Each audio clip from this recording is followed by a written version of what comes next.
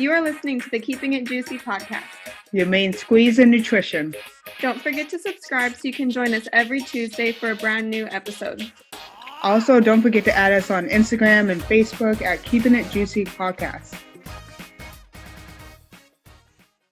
Oh, episode 61. Welcome, guys. Welcome back. I know last week we did the Goop Lab Part 1. This week we're going to do the Goop Lab Part 2. That's episodes 4, 5, and 6. So Right. at least some of that is going to be relevant when we talk about it later today. Mm-hmm. So before we go into that, let's talk about our new nutrition in the news, which is not something that we talk about, if at all, on a daily basis. So Some people. yeah, some people. I don't talk about this on a daily basis, but honestly, this might be more applicable to our men in the audience here. And the article is actually called "Diet Has Rapid Effects on Sperm Quality." So if you don't know what sperm is, go back to middle school health class. Exactly. So basically it talks about how sperm is influenced by diet, and the effects of said diets are arising pretty rapidly in today's society. So basically they looked at a study on young men that were fed diets rich in sugar, which we'll go into in a little bit. The main reason why they even came across this is, I don't know, they just wanted to study sperm, but basically, they knew that sperm quality can be harmed by several environmental and lifestyle factors, of which obesity and other related diseases such as type 2 diabetes are well-known risk factors for poor sperm quality. So the research group that carried out the new study is actually interested in this epigenetic phenomena, so in which physical properties or levels of gene expression changing even when the genetic material, the DNA sequence, is not changed. So in certain cases, such as epigenetic changes can lead to properties being transferred from the parent to the offspring via the sperm or the egg, which makes sense. So they look at a previous study where where it showed that male fruit flies, which consumed excessive sugar, this cracks me up that they were looking at fruit flies, but I know, right? I was like, fruit flies? male fruit flies nonetheless. But how they were consuming excessive sugar shortly before mating and more often produced offspring who became overweight. Which to me, this cracks me I up. can't help but think, Valentine's Day is coming up, all the chocolate, all the... Watch out for yourselves. I'm just saying. Oh, man. So similar studies on mice have suggested that small fragments of RNA, known as tsRNA, that's basically DNA fragment, play a role in this epigenetic phenomena that they're studying that appears in the next generation. These RNA fragments are present in unusually large amounts in the sperm of many species, including humans, fruit flies, and mice, because that makes sense. So, so far, the function has not been examined in detail. That's why they're doing all these studies. And the new study was initiated by researchers to investigate whether high consumption of sugar affects the RNA fragments in human sperm, which affects the offspring, obviously. They looked at 15 normal, non-smoking young men, normal meaning I assume non-overweight. Right. They didn't give us the specifics. We'll attach the article so you guys can take a look at it. And they followed a diet in which they were given all the food from the scientists for about 2 weeks. So the diet was based on the Nordic nutrition recommendations for healthy eating, with one exception. So during the second week, the researchers added sugar. So the first week was healthy, and the second week they added sugar. So that was around 3.5 liters of fizzy soda drinks or about 450 grams of confectionery sugar every day. I'm not sure if that I don't know Who specifics on that. right, that's a lot. Yeah. So, the sperm quality and other indicators of the participants' health were investigated at the start of the study, after the first week, so after that first week of healthy diet, and then Mhm. after the second week when they had consumed all those large amounts of sugar. So at the beginning of the study, 1/3 of the participants had low sperm motility. So motility is one of the several factors that influence sperm quality, and the fraction of people with low sperm motility in the study actually corresponded to that of the general population. So the Hmm. researchers were surprised to discover that the sperm motility of all participants became normal during the study. So it was Hmm. already low and it became Right. normal. With the healthy Nordic nutrition Right, recommendations. Okay. right.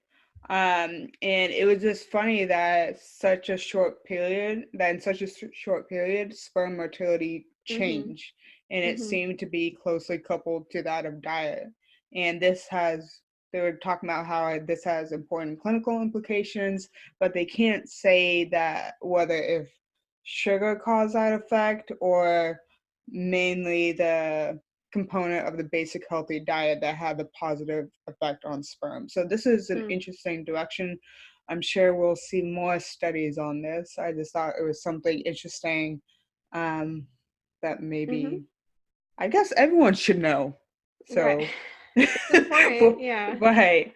So, I mean, and we also know that, high sugar diets are generally linked to obesity, and obesity is linked to fertility problems as well. right, But this one takes a different turn, more short term, right, that a high sugar day causes like immediate changes in sperm right. quality. And So, it's and we're different not take. just talk right, and we're not just talking about women this time. We're talking about the men too. So Mhm. Mhm. you guys aren't that special. Sorry.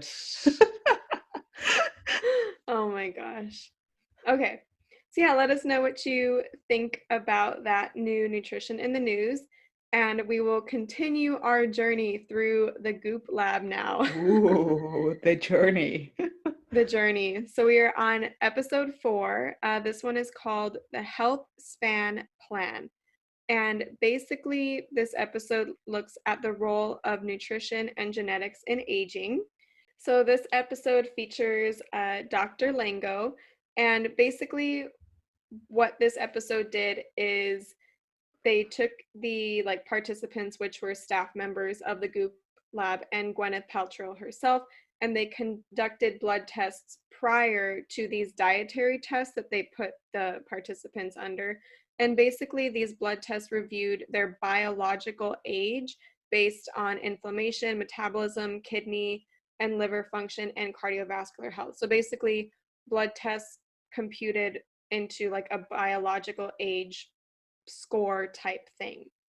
And then what they did is they assigned each person a different diet.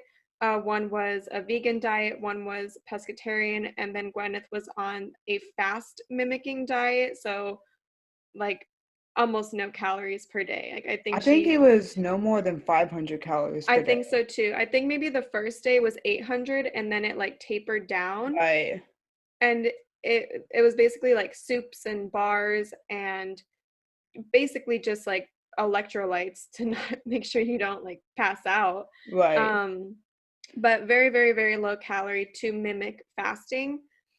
So those were the 3 diets that each of the participants were assigned to. right. And then they looked at the biological age basically after they did those studies, which Gwyneth kind of looked like shit by the end of that study. But Yeah. but so apparently the fast mimicking diet actually resulted in the lower biological age, and I think the pescatarian went down a little bit, and Mm-hmm. then veganism stayed about the same, Right. maybe like a year less. Mm-hmm. Mm-hmm. Basically, the lower the biological age, the higher the lifespan. And I mean, this kind of makes Yeah. sense because I've read studies on caloric restricted diets, where it does talk about the more you reduce your calories, obviously to the point of which you can still sustain yourself, Right. that leads to a higher lifespan. So it makes sense Yeah, from that that's not a aspect. new topic, but I'm But glad that you said sustainable because you cannot sustain 500 calories no, for a very long time. So, that's a hell no. no. So, of course her blood tests were better, Right, but it's not like she just shaved off 10 years of her life. Like she's going to go back to eating normal food right, and those blood lipids are going to change and all of the different tests that they right. did, they're going to change. So, Right. And then the doctor actually suggested, I mean, whatever his opinion, he suggested that to actually do this, uh, I guess fast mimicking type of diet, hmm but like basically it was a 5-day fast 3 times a year to help prevent further damage. I important to note, it was a product that they yes, were supporting. So this is not just you don't eat for 5 days, you eat their product. right. What still supply the electrolytes and basic things, kind hmm of. You get like a kit. Yes. So for 5 days, you can spend $400. Okay, they didn't say that, but No.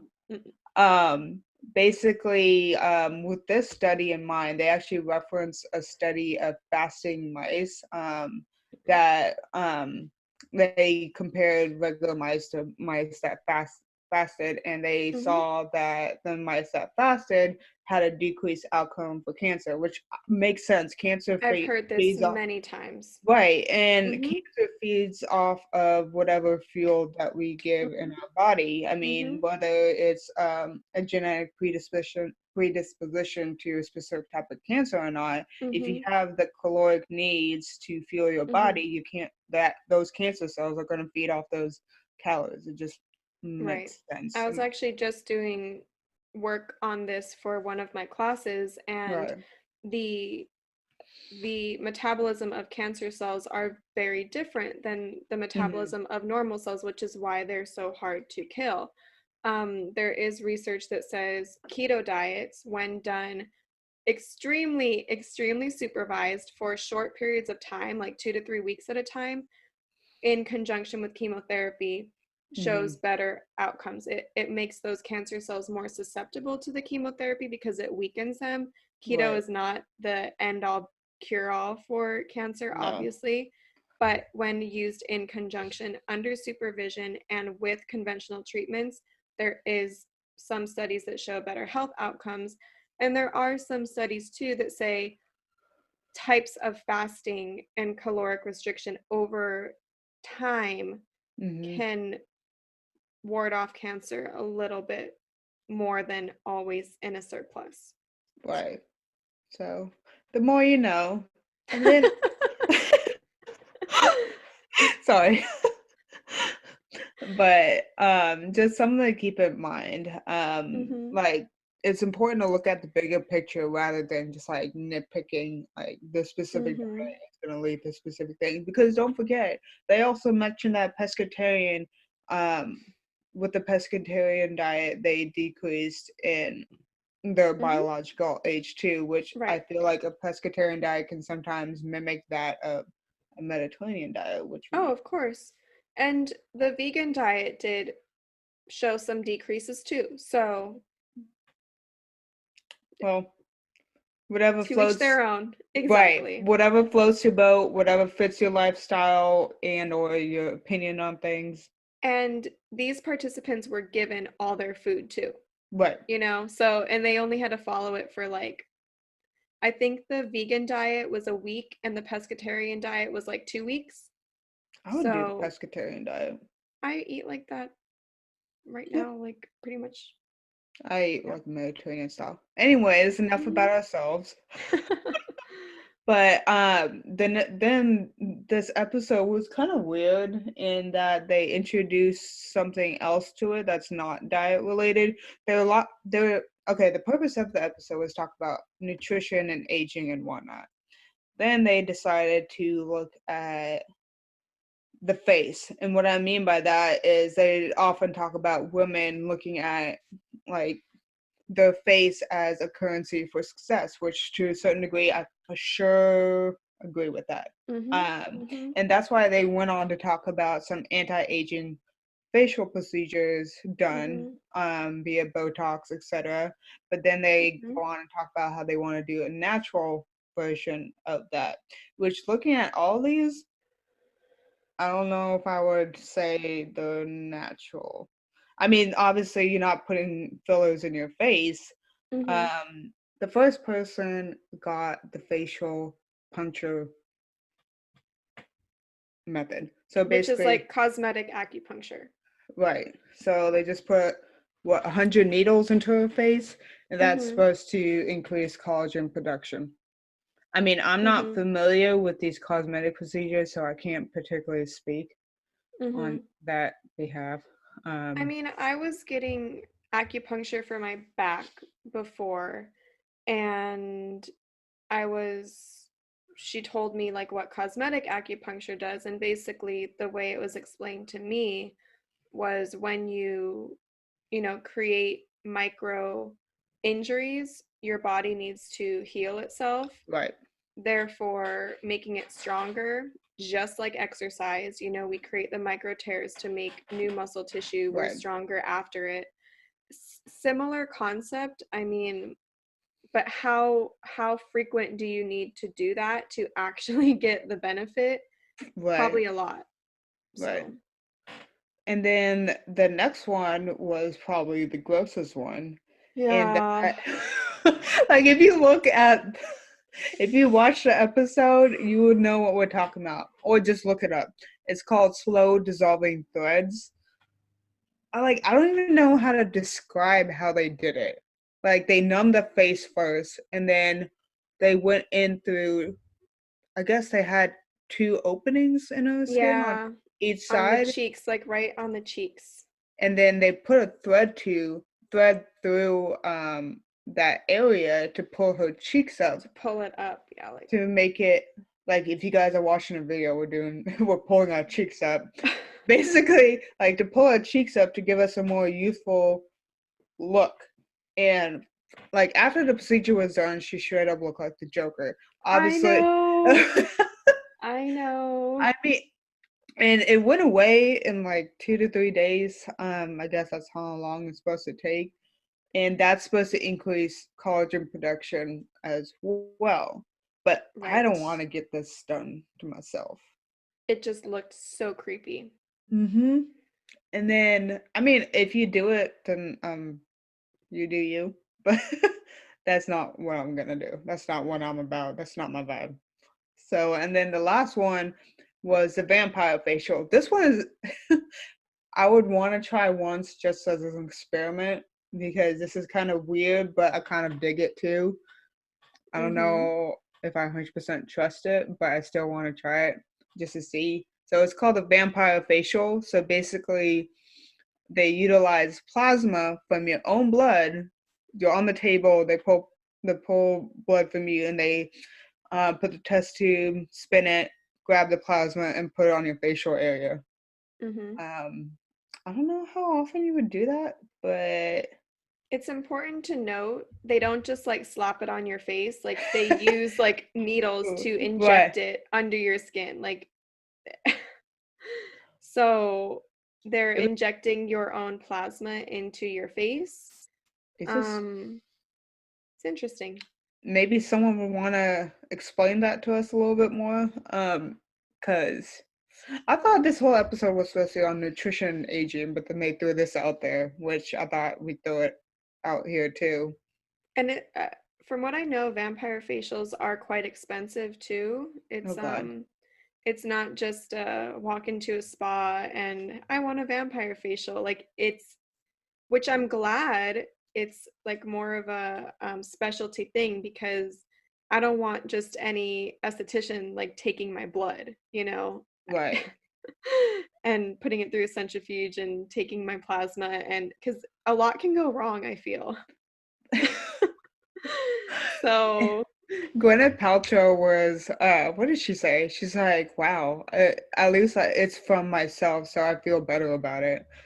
right, And like all of these right. methods that we talked about is the more natural and better version of Botox and whatnot, Yeah, the supposedly. episode just like took a turn. It was supposed to be about nutrition and aging, and then they just threw in all this cosmetic stuff at the end. So, Like, so, I mean, they're expensive procedures. They're not $20 right, slap on and go. right, right. So So, let us know what you think about that. so then the next one was episode 5, and it is called The Energy Experience. So basically, episode 5 did talk about the energy experience. So, I mean, we can talk about it on this podcast. We'll make it brief, but you actually have to watch the episode to really have a better grasp on what they're talking about because this is kind of a weird out there topic that we have no specific expertise on. So please don't add us. So it does bring in this person named John. He is a proclaimed body worker and a chiropractor, which we all know how much education chiropractors get. Little to some. Um, so basically, I can't even describe how he does it. So I don't know. We might have to put in like a little skit here. Yeah, But he like finds your energy auras and works through them for you. it's like a massage for your energy. Right. I don't know. But your body moves too. Right. And there's something in the episode called the double split experiment. And there was a definition that says by absorbing, it causes a reaction. Mm. So that's, I guess he uses that to explain why your body moves. So basically, he talks about how memories and emotions can show up as physical symptoms, which from my personal stance, I can somewhat attest to that. Yeah, But yeah. because I don't know, a lot of stuff going on, all of a sudden the back of your neck hurts. But again, we Right, don't have right. enough knowledge in this field to really Mhm. talk about it. And Mhm. then he talks about how the body and the mind aren't separate in this instance. Mhm. And he said something that was a little, I'm not sure if I 100% believe in, but Mhm. not 100% against it. Mhm. It the fascia and connective tissue is where the consciousness lives. Yeah, that was weird. It's a weird concept. This whole episode is a weird concept, let's be real. The So whole freaking like season is a weird concept. Like it's all weird. I mean, like some of it, I feel like has been practiced before this whole Western medicine thing came Oh over, yeah. anyways. Like, especially with the shrooms a couple episodes back, I feel like Yeah. they did that with peyote. I don't know if that's a Peyote. Mhm. peyote. Mhm. They do that with that one, but I'm just saying you're gonna have to see this.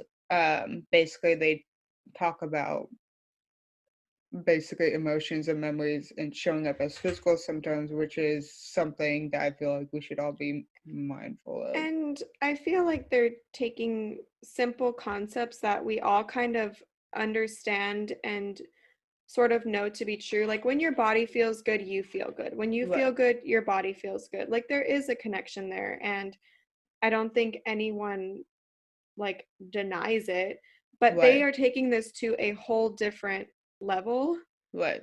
that makes it almost unbelievable. I wonder how much his sessions cost. I feel like they cost a shit ton. It has to be a lot. It has. I was thinking the same thing. Like, it's not something that the everyday person can have access to. It's a very High privilege. privileged thing. Yeah, exactly. So again, you just have to watch the episode. It's very out there. But Unfortunately, if we encourage that, then we're encouraging Gwyneth Paltrow. But it's also, if it has helped some people and made some people feel good, who are we to judge Right. it? Right. If it worked, go for it. More power to you. If you spent hundreds of dollars for this guy, but you feel great, fine. Fine. Fine. We're fine. It's all fine. Everything's fine. So the last and final episode of the series is Are You Into It? So this one is basically about mediumship. So, a medium reading, a person and deceased spirits that are maybe like connected to them. So the person featured in this episode is Laurel and Jackson, and she does the Intuit sessions, and she reviews dying, death, and basically, what comes next. Basically, saying when the body dies, the consciousness stays, and she reads those messages. So she was doing a reading on one of the Goop staff members who was very, what's the word? Skeptical of all of Mhm. this, and Laurel and Jackson was like trying to do a reading on her, and it was just like not going well. I was like kind of laughing. She was like, no, that's not it at No. all. Yep. She's like, no, that has no connection to me. And I started to like feel like sort of bad for Laurel and Jackson, like, ooh, this is like a total flop. But then like it then someone walked in and was like, oh my gosh, you're doing a reading on one of the other staff members who was like I think holding the she camera or right. something. And she's like in tears because the reading that she was doing, Laurel and Jackson, was for her. And Laurel and Jackson was like, oh, well, sometimes the spirits are so strong. And when there's a lot of people in the room, they get mixed up. So this poor girl who was like skeptical didn't get her reading done. And it What was the just, fuck? yeah, I'd feel like shit. So no one like is connected to me. Like no one wants to say. And like the shit that she was saying, she was like, I'm hearing something about Mexico And and a a donkey. donkey, maybe Shrek. I was like, Yeah. but it all connected with the camera staff Lady, yeah, member. Yeah. right. So it was touching, it was a nice little scene, but is it entirely factual and works all the time? Probably not. But it was nice. I mean, call us skeptics, but I don't know. That was just an Yeah. interesting episode. Again, Yeah. not nutrition related. Not nutrition related at all. I don't know. Let us know what you guys think about the Goop Lab. I mean, I feel like there's going to be a season two. I feel There's like so there much is. controversy. But I feel like that's not stopping her. She has her own podcast, her own website. What Yeah. and she's a powerful woman. Yeah. And she's privileged and she has the money and she has Yeah. connections. I Yeah. Yeah, there will probably be more. And as long as like nobody gets, as long as they're not promoting anything that can actually hurt people, I don't care. Like, but you hear these horrible stories about alternative medicine, killing people. Like there was that one right. report of a natural doctor having their mom recommended to the mom to inject their kid with essential oils instead of insulin for My to cure his diabetes, and he died. What? So Yeah, no, I heard about that too, and that made me so mad. It's just insulin. It's something your body already makes. right, But exactly. like, I don't So alternative medicine, we did a whole episode on it before. It has its time and its place when paired with traditional medicine, and more conventional therapies. Mhm. And I really just hope that the Goop Lab is careful with what they say and which Right. therapies they choose to promote, because it can get bad. Mhm. I I know I referenced this in the last episode, but they in each episode that comes on the Goop Lab, it does say consult your doctor for Right. your specific health needs. And this Which is not is, done as medical yeah, advice, but as education and entertainment or something like that. right, exactly. So that's great that they do a disclaimer. And up until now, like, even though I'm not completely on board with all of the therapies they've recommended, it Mhm. hasn't been like dangerous. Right. Like nothing's been dangerous where I'm like, that could hurt somebody, except maybe doing shrooms out in the middle of a jungle unsupervised. That could be dangerous. I'm just That doing the Goop method, man. be careful. Oh Oh. man. So Uh, yeah, let us know what you think. We're going to close out with our social media shout out of the week. So this week's social media shout out goes to Rachel Asterford. She is a master's student and a dietetic intern. She's also a really great painter. She has cool acrylic paintings on her page as well. So different than food pics. We like the creativity nonetheless. And she is a former spear chucker. So throwing spears from SDSU. So we both went to SDSU. So, oh, hey. touch us in the feels a little bit right here. What? Why are you giving that face? I thought you were gonna say something else. No, I am not going to say anything else. For once in my life, I am not. Oh, God. So thank you for your support. We definitely do see it. Remember to like, comment, tag us in things, send us things if you want to be our next social media shout out. Thank you very much. We do appreciate it. Yes. And That's we not, will catch you guys in the next one. and don't say anything that apparently I wouldn't say. Okay, Sounds whatever. good. Okay, All right. bye. Okay, bye. Thanks for listening to the Keeping It Juicy podcast. Your main squeeze in nutrition. Don't forget to subscribe so you can join us every Tuesday for a brand new episode. Also, you can find us on Instagram and Facebook at Keeping It Juicy Podcast. We'd love to hear from you, so please leave us a review 5 stars, no less. on whatever platform you're listening to, or send us an email at keepingitjuicypodcast@gmail.com. Or if you have any topics you'd like for us to touch upon, shoot us an email. Until next time, don't do anything that I wouldn't do.